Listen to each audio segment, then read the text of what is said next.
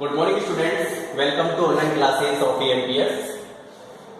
Students, हमारा जो topic चल रहा था वो है ट्रांसपोर्ट एंड कम्युनिकेशन। और इस टॉपिक में अब तक हम जिन के बारे में डिस्कस कर चुके हैं वो रोडवेज और रेलवेज, इन दोनों के बारे में हम डिस्कस अच्छे से कर चुके हैं।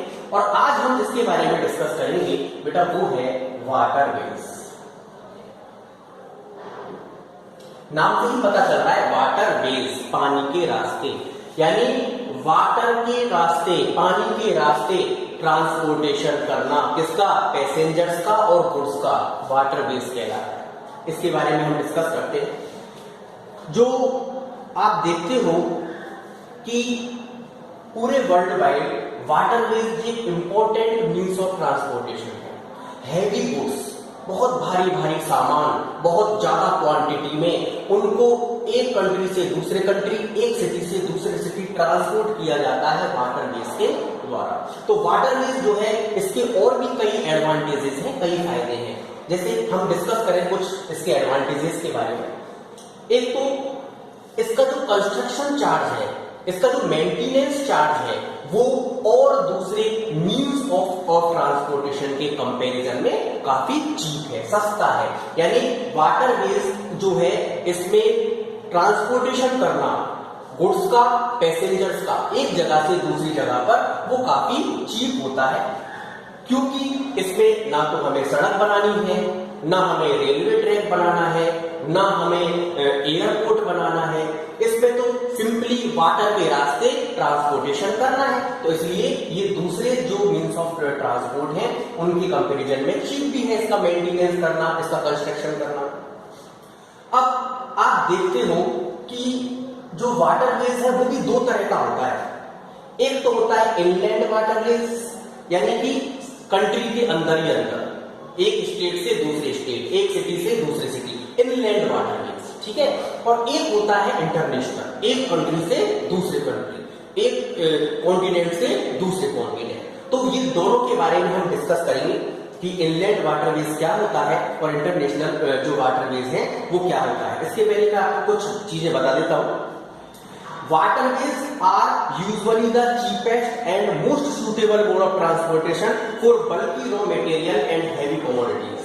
Waterways बहुत हैवी गुड्स, सामान को एक जगह से दूसरी जगह पर ट्रांसपोर्ट करने के लिए सबसे सस्ता और सबसे सुटेबल मीन्स ऑफ ट्रांसपोर्टेशन है। अगर then port and harbour maintenance, बेटा हार्बर या पोर्ट क्या होता है, पोर्ट या हार्बर, जैसे रेलवे स्टेशन होता है वहां पर ट्रेन आती है, रुकती है, वहां से ट्रेन जाती है।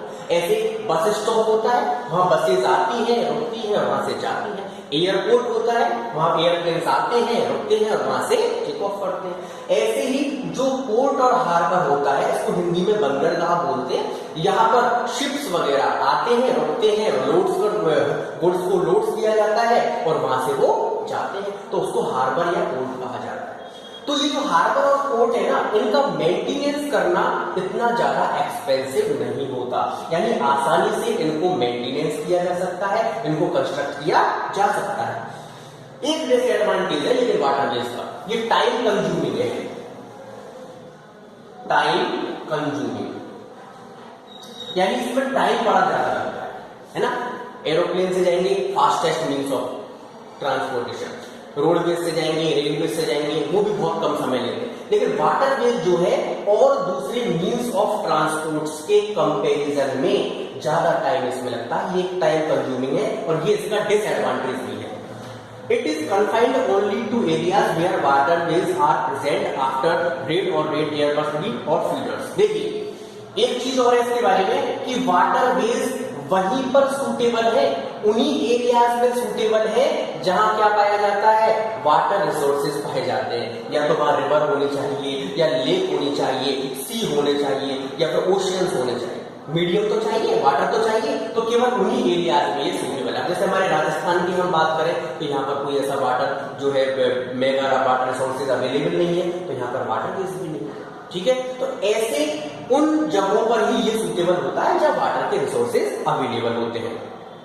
इनलैंड वाटर ट्रांसपोर्ट, अब जैसे अपन कंट्री के कंट्री की बात करते हैं, इनलैंड वाटर ट्रांसपोर्ट मैं लिख देता हूं यहां पर, इनलैंड वाटरवेज,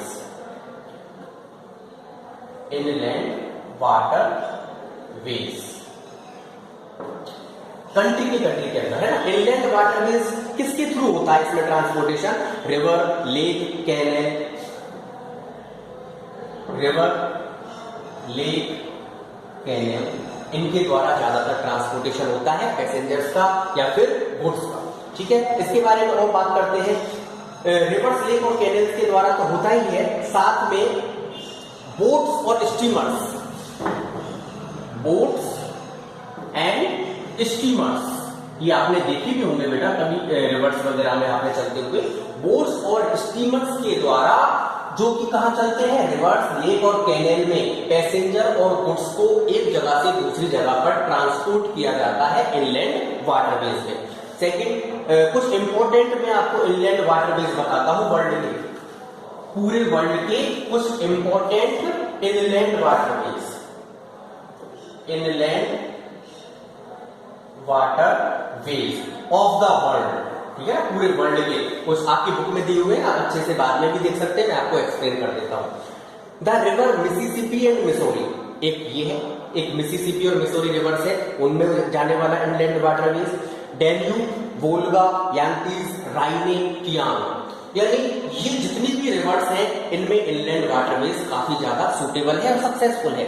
ऐसे ही Saint Lawrence river, seaway, great lakes waterways between USA and Canada, USA और कनाडा दोनों इन कंट्री के बीच में जो रिवर्स के थ्रू ट्रांसपोर्टेशन होता है वो एक इंपॉर्टेंट वाटरवेज है, और ये वर्ल्ड का सबसे ज्यादा बड़ा और सबसे बिजी वाटरवेज भी है, सबसे बड़ा और सबसे बिजी। थर्ड पे आता है रोन राइन कैनाल, सूज कैनाल और पनामा कैनाल, रोन राइन कैनाल, सूज कैनाल और पनामा कैनाल, ये भी कुछ इंपॉर्टेंट इनलैंड वाटर वेज हैं। तो हमने कुछ 3 वाटरवेज के बारे में डिस्कस किया कि कौन कौन से वर्ल्ड के इंपॉर्टेंट वाटरवेज हैं। अब हम बात करते हैं ओशियन ट्रांसपोर्ट, नाम से ही पता चल रहा है ओशियन ट्रांसपोर्ट, ऐसा ट्रांसपोर्टेशन जो ओशियंस के थ्रू होता है। ओशियंस आप सभी जानते हो, ओशियंस के थ्रू जो ट्रांसपोर्टेशन होता है वो ओशियन ट्रांसपोर्ट में आता है। One of the cheapest form of transport across continent is ocean transport. एक कॉन्टिनेंट से दूसरे कॉन्टिनेंट में ट्रांसपोर्टेशन का सबसे सस्ता, सबसे चीपेस्ट तरीका है ओशियन ट्रांसपोर्टेशन, और इस शिप्स के द्वारा बड़े बड़े हैवी गुड्स को, सामान को, पैसेंजर्स को, यानी इससे ट्रांसपोर्ट किया जाता है। कुछ इंपॉर्टेंट यदि हम ओशियन ट्रांसपोर्टेशन की बात करें कौन कौन से हैं तो मैं आपको बोल के बताता हूं। फर्स्ट है the North Atlantic route connecting eastern North America and western Europe, North Atlantic route, सबसे पहला जो है इंपॉर्टेंट ओशियन ट्रांसपोर्ट जो रूट है वो है नॉर्थ अटलांटिक रूट। ये कनेक्ट करता है किसको? नॉर्थ अमेरिका को कनेक्ट करता है वेस्टर्न यूरोप से। सेकंड इंपॉर्टेंट है the Mediterranean Suez Indian ocean route, the Mediterranean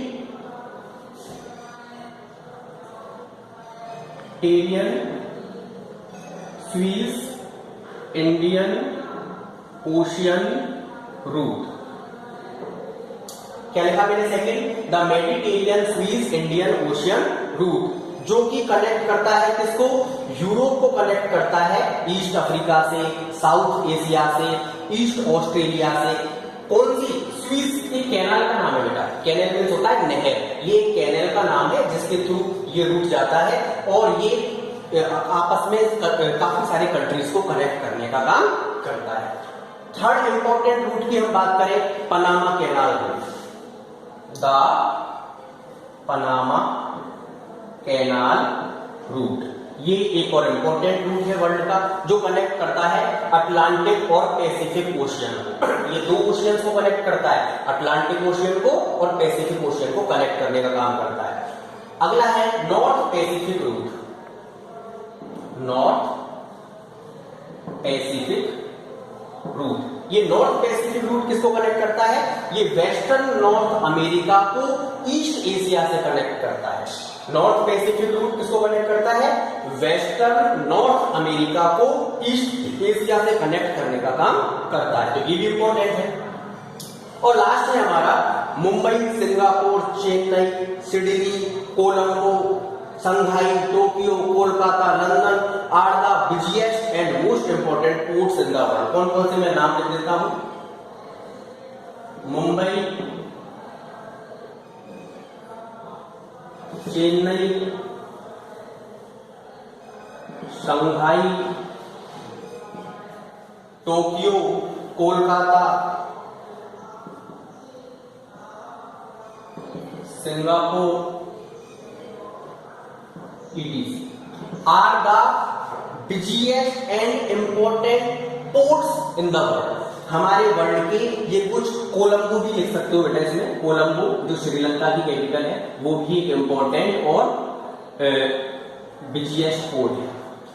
Mumbai, Chennai, Shanghai, Tokyo, Kolkata, Singapore, Colombo ये कुछ इंपॉर्टेंट और बिजिएस्ट पोर्ट्स हैं। पोर्ट्स मैंने बताया था ना, ये कुछ इंपॉर्टेंट और बिजिएस्ट पोर्ट्स हैं वर्ल्ड के। तो ये हमने देखा 5 इंपॉर्टेंट रूट्स ओशियनिक ट्रांसपोर्ट के वर्ल्ड वाइड। तो इस तरह से जो हमारा वाटरवेज है वो एक बहुत ही चीपेस्ट मींस ऑफ ट्रांसपोर्टेशन है, और इसके द्वारा हैवी बल्क ऑफ गुड्स, बहुत भारी भारी सामान को ज्यादा क्वांटिटी में पैसेंजर्स को भी एक जगह से दूसरी जगह पर ट्रांसपोर्ट किया जाता है। लास्ट हमारा बचता है एयरवेज, जिसके बारे में हम डिस्कस करेंगे हमारी नेक्स्ट वीडियो में। इंपॉर्टेंट पॉइंट्स को समझना, अच्छे से नोट करना और अपने लर्न करना। Thank you.